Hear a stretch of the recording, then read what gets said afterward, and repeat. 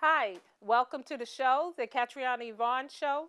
And today's guest is Storae Michele, a spiritual workshop leader, the filmmaker for a film that we're going to watch the clip for, The Listening Heart. So open up yours and just get ready for a fabulous show. Glad you could join us. So, hi, Storae. Hey, Welcome to the Ketriana. Ketriana Yvonne Show. It's a Thank you for pleasure having to me. have you. It was great. I just met her. I attended a workshop Yes. and she presented a marvelous workshop on love, opening up your heart, Yes. Black journey woman. for Yes. the Healing. ancestors. So we're going to touch on some of these things and all the fabulous things she's doing in the world because you need to know about her. So, what did you want? What you want to start with out of all Well, the fabulous things that you do? thank you for that. Well, as you said, my name is Storae Michele, and my name actually is something that I created on my own. Mm-hmm. I decided to take ownership of what I really want to do in the world, and what I want to do is tell my truth. Right. And so, by calling myself Storae, a story teller, I Mm-hmm. am a truth teller of my own truths, but I also speak with women of color to tell their truths and to put that in different narratives. And I do that on film, and I've been in performance, and I'm also a poet, Mm-hmm. and so that's basically my mission, is Okay. to do that. All right. Well, you are succeeding at your mission, and we want to push you to touch as many people that you can reach. And so, with the listening heart, that is a would that be considered a short? Yes, it's a Uh short huh. film. And you won an award for that. Yes. Tell us about that. Definitely. So I actually created this film while I was completing my degree at Union Theological Seminary with a Master's Divinity. And my whole time there, I thought that I was going to do something in ministry. I just didn't know what. Well, it turned out that my ministry is in the arts. And so I see arts as something spiritual. The film is about 25 minutes, so it is like a short, Mhm. and it features all women of color. Mhm. And I did that purposefully because I feel like we don't have enough stories that center women. You Mhm. know, we are normally placed in a way where we have something written that goes along with stereotypes and shows like caricatures of Mhm. who we really are as women. It's not complex. It's just kind of like one dimensional and flat. And so I Mhm. was like, how do we bring our stories to life and show ourselves in 3D? Mhm. And so I did that through this film. It's a choreo poem.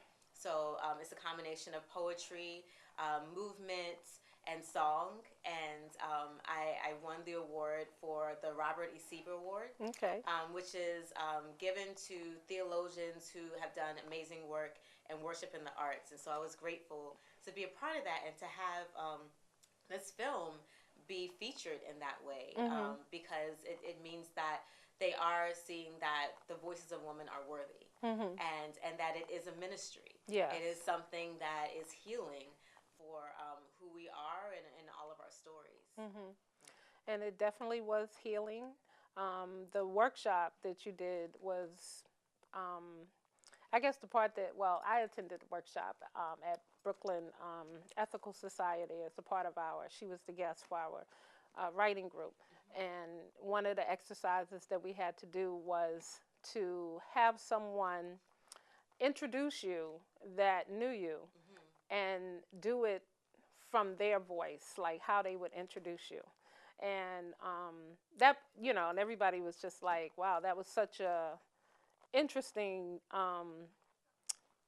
exercise to Mm-hmm. do, to, to be in character of someone else and to also hear, or it's actually like giving back to yourself Yes, through the words of someone absolutely. else. So that was a very powerful exercise, and I thank you Yes. for that. Mm-hmm. Um, I felt like I was channeled. Well, Well, it, you did. You did. And that's why I love the exercise. And it was my first time actually having our group write it down. mhm, So, just really quickly, it's a performance, kind of like ritual exercise mhm, where you kind of like envision yourself as someone who loves you. mhm, And it kind of takes your mind out of yourself mhm, and into the head of someone else, right, but also it helps you realize how much you are loved, how Mhm. well received you are, Mhm. you know, as embodying that love, Mhm. you're loving yourself in the Yeah. process. Mhm. And that's why it's so powerful, because you're realizing, wow, like my mother always says these things, you know, Mhm. but I never hear it in the same Right. way. But now I'm Right. actually speaking it, you Right. know, and listening to it at the same time. So it's like you're almost like ministering to yourself, you know. You're Exactly. like, yes, I am amazing. Yes, I am loved. And we need that. And we Yes. need that. And I don't think we give ourselves allowance to have that time to do that enough. Mhm. And so, at what point in your life did you decide, or did you know in your spirit that this is what you wanted to do? Oh my. I think it was a slow process. I think it kind of started when I first got into teaching, actually. So I Mhm. taught for 10 years. Okay. I was an educator for elementary school up to middle school, and primarily working with kindergarten to first grade. And with those little ones, they Mhm. keep you on your toes. They keep Right. you active, you know. But I'm doing a lot of group work. I'm Mhm. sitting in circles with them, and I started realizing how important that was, to have that moment in the morning where you Mhm. just sit next to someone that you haven't spoken to yet today, and you just say good morning. You Mhm. know, that itself is a ritual, Exactly. because there are so many children that walk out and don't have anybody saying hi, cat, dog to them or anything. Mhm. You know, so just sitting down, greeting each other, honoring each other. You know, they have like show and tell, right? And we look Mhm. at this as like, oh, they're just learning how to like speak up and present, but it's also like learning how to tell your story, Mhm. you know, and learning that whatever you say, whatever you did that morning is important, you know.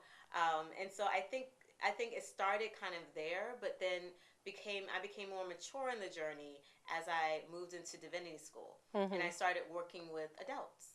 And adults have different needs than children do, and so we're articulating ourselves and we're articulating our needs in ways where we're sometimes um, we're sometimes looking for people to listen and not respond, Mhm. and that's a practice within itself, because when someone tells you how their day is going, you want to just be like, oh girl, I know, da, da, da, da. And sometimes they just need you to listen. Right. You know, sometimes they just need you to stop and listen and be with them. Mhm. You know, and so that same thing that I started in kindergarten with the little ones, Exactly. I had to translate to adults. How do I just sit and be with someone Mhm. and let them know that I'm here for them, and that I might not be able to solve their problem and probably can't, you know, but I'm here as a listening heart. And that's kind of where the theme of the film came from, the listening heart, because I realized how important it was for us to just stop and listen to each other, and not listen to just like respond, but like listen and be open to Yeah. whatever someone else has to say. And you also said that it originally started as a children's book, Yes. and Mm-hmm. then through collaborations Yes. with Yes. some Yes. artists, Mm-hmm. it became a film. And I was sharing with you, I had that experience. It's like well, for me, when I write, it's like I only collaborated once, and it just opens up a whole different part, and Mm-hmm. you create something that is from two people, and Mm-hmm. that takes you in a whole different direction. Mm-hmm. And it reminded me, from the, I guess, spiritual sense, of the same um, theory as this piece that I wrote, that all of a sudden in my head it was like, oh, I didn't know what it was going to be. It's like it's Mm-hmm. not Right. anything yet Right. except for It. a poem, but Mm-hmm. I know the first thing that popped up was to be an opera or a Mm-hmm. play. It could be a Mm-hmm. dance. So I got you. I Yeah. It understand. So, evolves. but Yeah. now you're going to go backwards and you're going to make it into the book that Yes. That is originally that was is my supposed to hope. be. Yes. So, and it's just a great film, the makeup and I don't know if you ever saw it on Broadway. It was at the Signature Theater. Everyone, the Mm-mm. play, um, where it was like the characters were all um, like the men could be women. Mm-hmm. The actors, they didn't know what part they would play. Hmm. So, and they were only acting out like compassion, love, understanding, Hmm. because it's actually, I think, a old play. It goes way back, and Hmm. it's a take on that. And I guess the principle was before we were in this physical, we were just love, which we Mhm. are. We are love. I'm Ketriana Be Love on Instagram. And so when we were just those things, it was like no way to display. Mhm. So, so that play acted out all these things. And each Mhm. time they showed the play, it was a different character. So they never knew Wow. which role they would play. Wow. So, and I saw that, and that was interesting. And that also came to mind Mhm. with the some of the characters in your film, The Yeah. Listening Heart. I definitely see what you're saying. Like some of my Mhm. characters actually don't speak, and I do that on purpose Mhm. because I feel as if we have to listen to our body movements, Mhm. you know, And I we love have to that part. really pay attention to what the body is saying because the Mhm. body speaks as well. And so Mhm. like not just listening with your ears, but like what does it mean to like absorb and listen with your eyes in Mhm. that way? And kind of going back to your point about, you know, like how do you just embody these things Mhm. without having the articulation? That's what I really wanted them to do. I was thinking about like how do we re-indigenize some of these words like love? Mhm. You know, where what does it mean for us not to always have to say constantly, I love you, I love you, I love you? What does it mean if we just do love? Right. What would that look like? You Exactly. know, and we don't get to see that all the Mhm. time. We don't have many examples for that, you know, because we don't do that as our everyday ritual, Mhm. right? Like we have to constantly speak those things. Yes. So yeah, like how do you articulate yourself without using those words? Mhm. You know, just using the body. So, and also tell me, where are Mhm. you originally from? I know you Mhm. because you know she talked about how she traveled all these places, and so, but where are you originally from? I am originally from Washington D.C. Oh, okay, great. I Yeah. love Washington Uh-huh. D.C. I also lived there for a very brief time, Yeah. some years ago. It's changed a lot since I've been Yeah, there. every Oh place my. has changed. Yeah, So, yeah, yeah. so But that's good. native Okay, Washingtonian, all and then right. moved around a little bit. Moved to Baltimore. Never thought I was going to move to New York. I always Lived thought New in York was too Baltimore. busy. I don't Mhm. know if I can do that, and Mhm. it is a lot of hustle, Mhm. you know, especially as an artist. Yes. But I think that's the most intriguing part about it Mhm. is that The you, yeah, energy, the energy is there, the connectivity is the there. diversity. Yeah, I also absolutely. lived in Baltimore, so Oh, and I okay, would have yeah. to come home to get invigorated. You Mhm. know, it's just a whole different thing Yeah, because there's it's a so different vibe there many too. different languages, Mhm. faces, Mhm. and you know, it's like even if I came here for like a weekend, it would be like, oh, okay, it was exciting then, but now I've been here Mhm. so long. I need I to get go back that. to Baltimore to just tone it down, you know, some. I get that. But Yes. yeah, okay. So, are you working on any new? Okay, I know you're doing the workshops, Mhm. and you're going to make the film a book. Yes. And is it any other vision that is coming to you of what you would Definitely. like to put out there? Definitely. I am currently working on writing my second film. Mhm. I haven't really decided if it's going to be a short feature film or a full length yet, Mhm. but I definitely want it to be a hip opera. And Oh, I'm okay, really great. excited about it because I loved writing the lyrics and the listening heart. Mhm. And I want to kind of take it that next step further. Mhm. But also because I'm into researching about griots, Mhm. and the griots were the storytellers in like the indigenous communities, Mhm. and they would come into the communities and they would give knowledge, but they gave it through like song and dance and performance. And it's that call and response that had the community remember those important things. And so I figured if I do a hip opera, you know, that's another way of like embodying and understanding these messages, Mhm. but they stick with you, you Right. know, because people love a catchy song. Right. People love, People you know, love, well, some people love hip hop, and yes. that's always a Mhm. way to introduce another audience Definitely. to the spiritual Mhm. message that you want to reach them with. Whereas if you Absolutely. did it in some other form, Mhm. maybe they wouldn't get it. But you know, hip hop has become so generational at this Yes. point because Yes. I was telling someone recently, and I don't think it's like with hip hop, people don't realize that it's well, it's it's a lifestyle. Mhm. You know, it's like people that love hip hop, they wear with hip hop, Yes. and Mhm. if they were young, Mhm. they grew up and they still love hip hop. Mhm. So, you know, they buy hip hop clothes. It's all about the culture. Yeah. And it's not just like the music, it's Mhm. everything. And Mhm. I think people, you know, so when I'm saying generational, like Mhm. you can capture young hip hop. Exactly. Exactly. Exactly. And like And it continues to grow because they Mhm. stay with it. So, They do. They do. And that's why I want to center the film in the Bronx because that is okay. the home of hip hop. Mhm. But in addition to that, I'm going to be collaborating with hopefully some beatboxers and wanting to just bring in sound differently too because I was like, I could do most of the music in the studio, but Mhm. what would it mean to like actually create music? You know, Okay. what would it mean? I mean, for me, you know, being a native Washingtonian, I'm Mhm. used to walking down the street and having, you know, people play go-go on trash Right. cans, you Mhm. know, and so what does it mean to bring that into it Right. where, you know, I'm honoring kind of the way that I grew up Right. and honoring the fact that us as people of color, we will make anything, you know, Mhm. an instrument, we will make anything happen, you know. Mhm. And so that's really important to me. Okay. And oh, I'm sorry. Go ahead. No, I was just. Do you play any instruments I or? don't. Well, I've dabbled in a lot. I've Mhm. dabbled in like piano and I played clarinet for a while. I'm more of like a lyricist now. Okay. Yeah.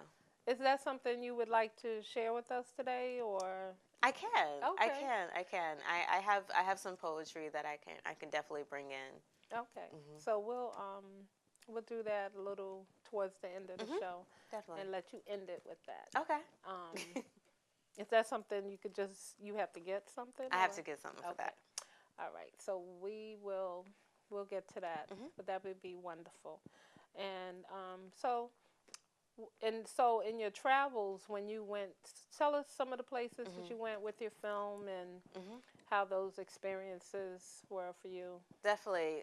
So we kind of talked about in the workshop the fact that the clothes and the aesthetic looks a certain way. The genre is Afro Native futuristic Mhm. because the film kind of centers in the mythology from Aztec, Mhm. Mayan mythology about the goddess Ixchel. Mhm. And so I wanted to make sure that I had clothes and colors that signify that in Mhm. Central America. And I also brought in Afro-futuristic things from my travels in Africa. I was in Zambia and Zimbabwe and Botswana for a while Okay. this past year. This all happened last year, and I also went to Australia for a while, and I was in Ecuador for 3 weeks. And from all those travels and seeing people wear like these beautiful garbs and just different fabrics and different vibrant colors that Mhm. I don't typically see, Mhm. my creativity just started going. Like Mm. my imagination just expanded. You know, what would it look like if we were to become re-indigenized in the future, but still honoring the fact that we're in the future? You Mhm. know, so what would that look like? And I also did that through the makeup, which was done by Janice Crespo, and I wanted the makeup to be very bright and also almost mask like. Mhm. You know, I'm always making our characters into like avatars of sorts, Mhm. where they are embodying these personas of the future. And Mhm. showing ourselves in the future is also an act of resistance because not many stories show us having a future, Mhm. you know? And so and so that's something important that I wanted to bring into the story. Okay. And so, do you when you okay? I'm going a little backwards. Hmm. With okay, so you used to teach the young kids. Yes. Do you do any workshops with them now? I do. I Okay. do. Actually, my workshops, I've done it with ages 4 up until, you know, at the Ethical Culture Society, adults, Mhm. and I kind of modify them in different ways. But the children, they definitely understand the messages that I'm trying to put forth, and they ask really wonderful questions Mhm. about love Mhm. and why, and especially, you know, in the film, the fact that um, Grandmother Moon is hurt, Mhm. and that's always what strikes the younger kids the most. They're just Mhm. like, why did grandfather son do that to grandmother moon? You know, and then you can start the conversation of it's not okay to hurt each other. You know, and so in that way, I'm actually kind of talking about domestic violence to young children.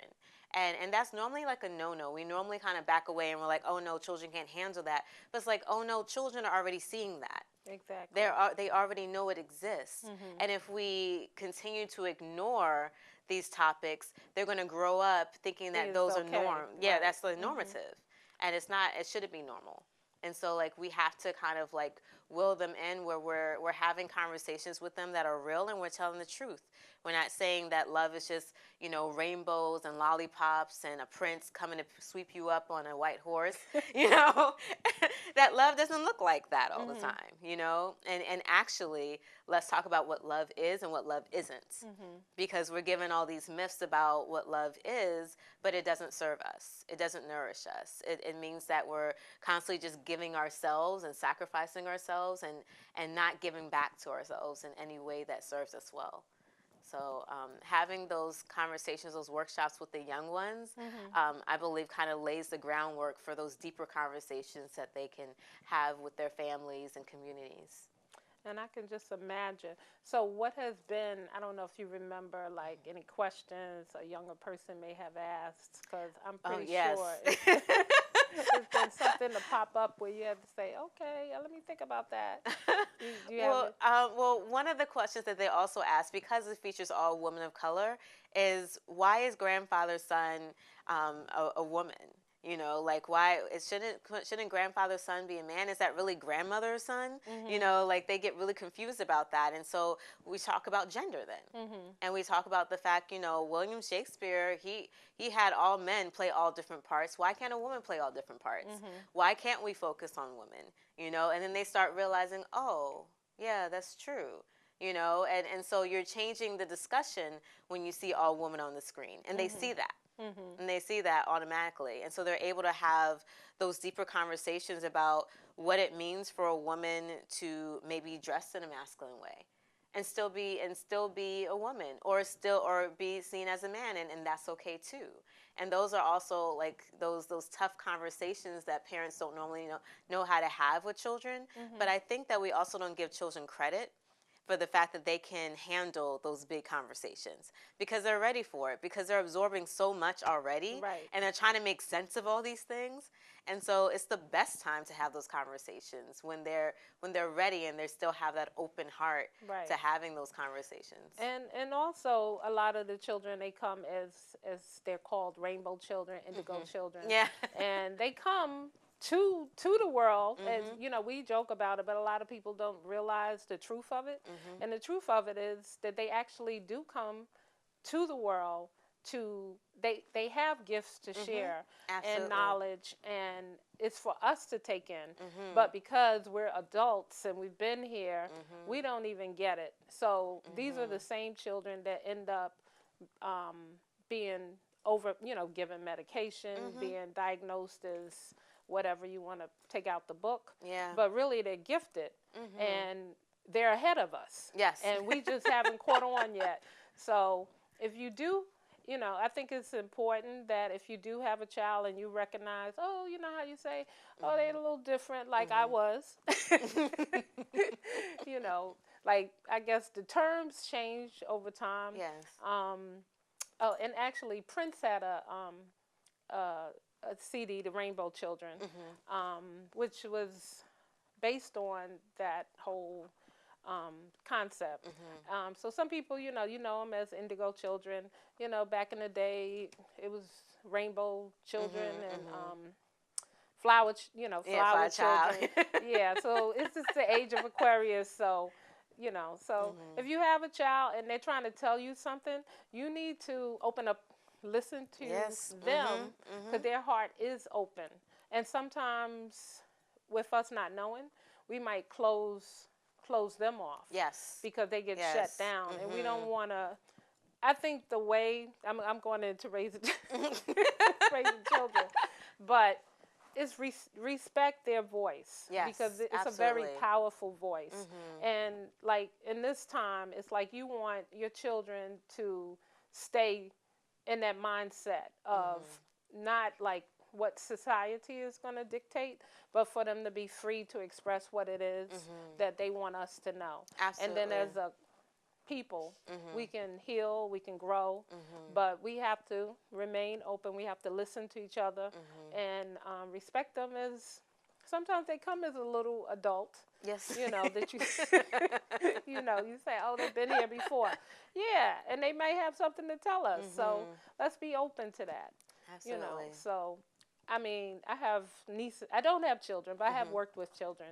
And I have at least 28 nieces and nephews. Wow. And they're a joy. And some of them, I mean, just to look at them, it's like, what a precious gift. Absolutely. And so you so just learn so much. that. Yeah, just being with them. Like I just remember like my greatest moments in the classroom with my children were just kind of like giving them prompts where they can just like go berserk with it and just be free. And so like, you know, the way that I learned to teach was even like if I had a question like, you know, how are rainbows made? And just put it out there. And they're just like, I don't know. And instead of saying, you know, look it up, I'm like, just, you know, use your imagination. Write a story about it. You know, and they might say, oh, the rainbow is made up of Skittles. Great. Tell me how those Skittles are made. Go into that process. And so, like, you're, like, really trying to draw out their imagination. And like you said, not trying to shut them off. Like, so often we're always like, no, that's not the right answer. No, of course you can't do it that way. Why not say, you know what? I've never thought about that. Tell me more. You know, asking them to, you know, really think and use their imagination in different ways and to think about things that we don't typically see in the world. You know, growing up, I loved musicals and I loved like fantasy, you know, where like people were in like really glorious costumes or like the Never Ending Story or like The Wiz and stuff like that. And for a child, you know, that might seem like a fantasy, but for them, that could be real life. That could really happen and they can create it. And why not encourage that? Why not encourage them to recreate the world and make it into what they want to see, you know, and to use that as an expressive outlet in different ways. Yeah. You know, we don't make primary being an artist enough. We're always like, oh, be a doctor, be a lawyer. We don't ever encourage children to really be an artist and embrace whatever path that is and where that takes you, you know? Yeah. That reminds me, they had a contest in Brooklyn. Well, actually, I don't remember the school, but it is a school. It was a contest, and it was for children to create school the way they saw it and how they would want to go to school and how what they would want to have. So it's like they won a school in Brooklyn, and they have the money to create this concept. So it was like really cool. I just remember like that's really cool. they could skateboard. Okay. So, and maybe they, because you know our system is kind of antiquated anyway to want youth to sit down in a classroom that's like from 1950s. Right. And just like the cell phones has changed, but our system hasn't changed. So that's kind of hard for them. So they came up with all these creative ideas of what made sense to them, which should make sense to us. Right. But obviously somebody wasn't really trying to change that model. So that should be a great concept, you know, when this school, I'm not even sure if it opened yet, but it should be interesting to just see how that takes off as far as the curriculum, what influence it has on the grades. And, oh, yeah. You know, and then maybe it'll take off in every other city. They have either a contest or they'll catch up, like we do cell phones. You need an upgrade, and we definitely need an upgrade because to sit, especially if you're a child today, to sit in a classroom, it's impossible. And you know, people don't realize it, but that basically came from people being trained to be a part of a assembly line or working in a factory. Absolutely. You know, you're basically gonna do it's like a conditioning. You know, over and over. You have to follow orders, and that's, you know. Yeah, so. they're not teaching them how to be entrepreneurs and how to create. So now, you know, it's like the shift. The shift is to be an entrepreneur, follow your dream, make it happen, and support everybody, and be a support for them in Yes. reaching that dream. Mhm. So that's what my show is about. It's Mhm. like, I just want to lift and expose as many people as I can Mhm. to what it is that they're here, because it's hard. And Yes. so since I'm using this word hard, Mhm. as a filmmaker, as a poet, as a Mhm. spiritual healer, Mhm. and as a woman, Mhm. have you found it to be challenging, or have you not noticed?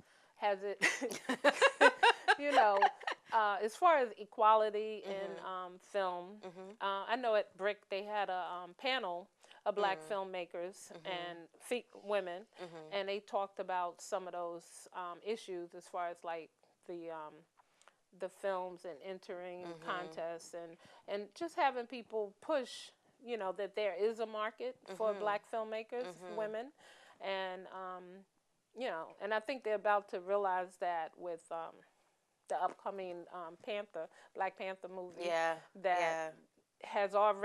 hasn't come out, but they have already exceeded the Mhm. pre-sales of any Mhm. um, previous Yeah. movie. Yeah.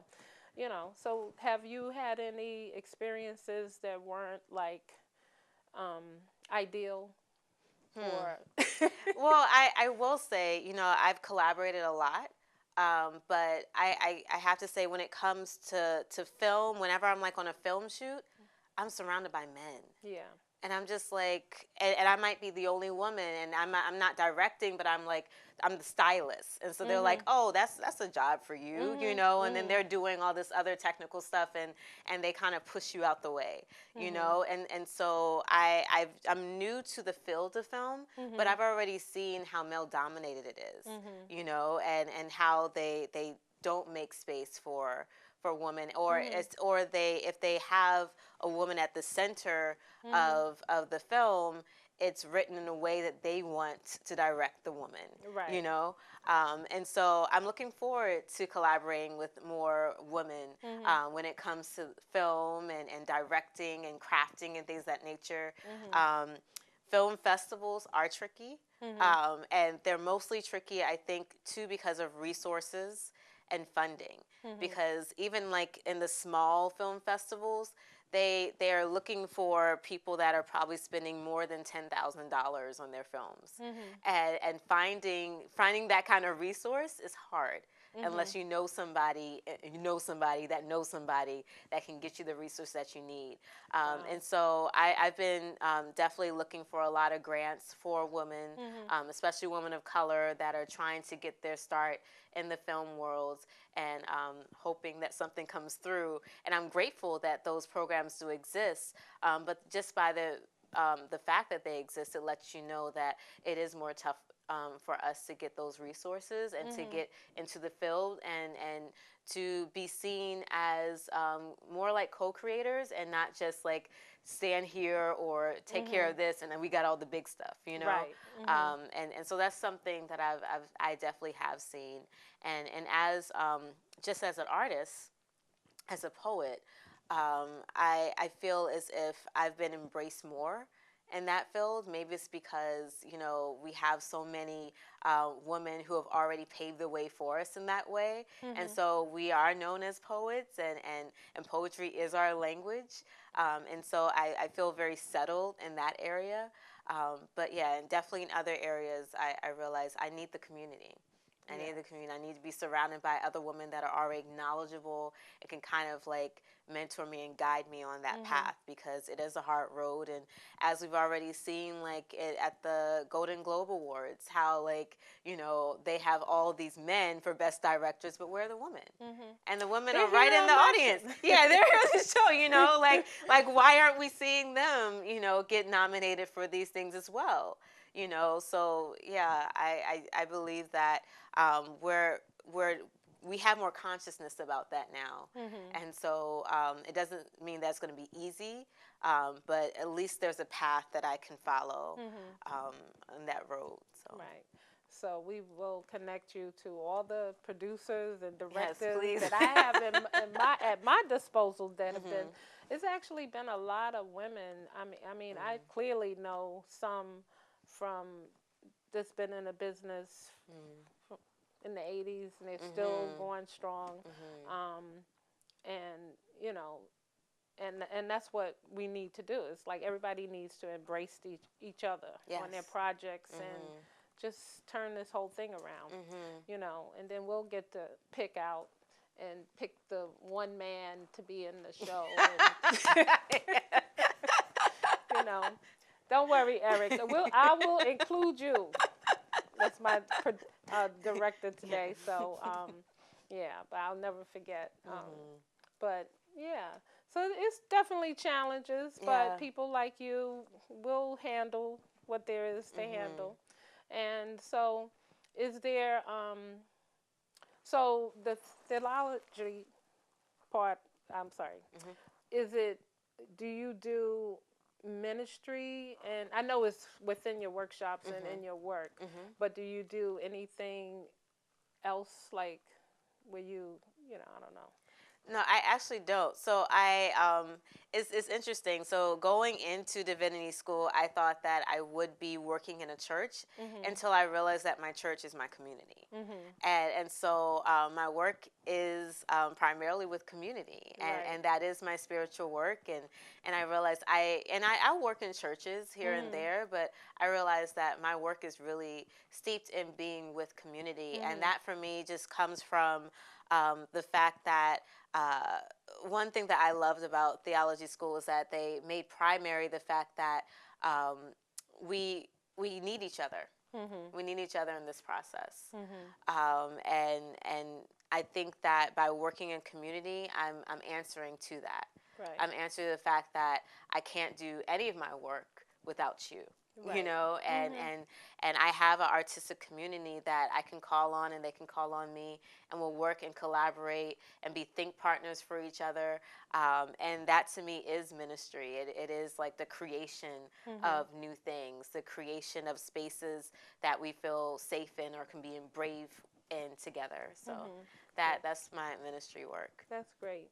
And I think there is a concept that you know, the church is not really supposed to be within walls. It Right. is supposed to Mhm. be in the community, but Mhm. somehow, I don't know, it got a little twisted, Yes. and people people think that it's in the church Right. when actually, and there is a, it just reminds me of something that, as a woman, Mhm. that my former pastor said to me about women.